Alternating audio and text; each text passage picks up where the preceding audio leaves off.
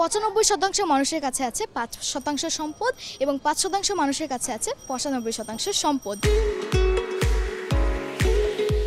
বাংলাদেশের সবচেয়ে বড় শক্তি, সবচেয়ে বড় গর্ব হচ্ছে আমাদের তরুণ সমাজ। তরুণীরা কিন্তু অলরেডি একটা বড় বিপ্লব ঘটিয়েছে।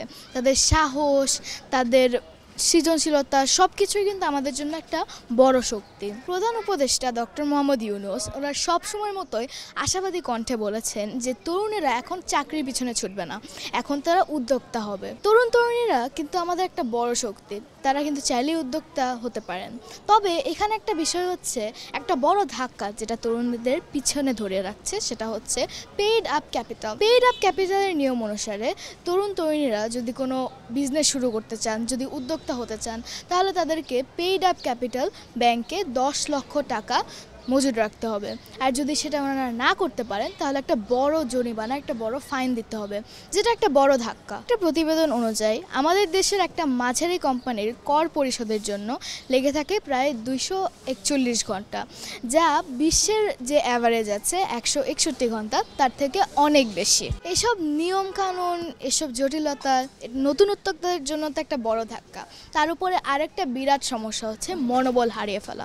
যখনই কেউ নতুন কোনো কিছু শুরু করতে চায়, নতুন কোনো উদ্যোগ নিতে চায়, কোনো ব্যবসা শুরু করতে চায়, তখনই সমাজ থেকে সেটাকে নেতিবাচকভাবে দেখা হয়। দেশের নতুন উদ্যোক্তাদের জন্য ওয়ান স্টপ সার্ভিস শুরু করা উচিত, যাতে তাদের এরকম দীর্ঘ প্রসেসের মধ্যে দিয়ে না যেতে হয়।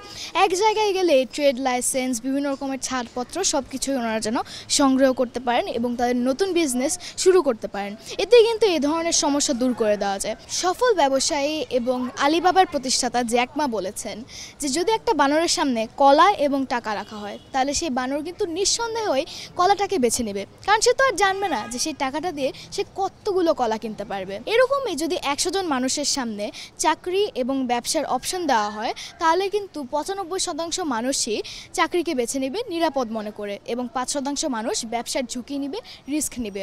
এজন্যই তো পুরো পৃথিবীতে 95% মানুষের কাছে আছে 5% সম্পদ এবং 5% মানুষের কাছে আছে 95% সম্পদ। মনে রাখতে হবে, ইংরেজিতে কিন্তু একটা প্রবাদও আছে, নো রিস্ক নো গ্রিন। অর্থাৎ আমাদের যদি কিছু অর্জন করতে চাই তাহলে অবশ্যই কোনো না কোনো ঝুঁকি তো নিতেই হবে। সুহাসা ফায়েদ চিস্তা, একটু ভাবুন, RTV ঢাকা।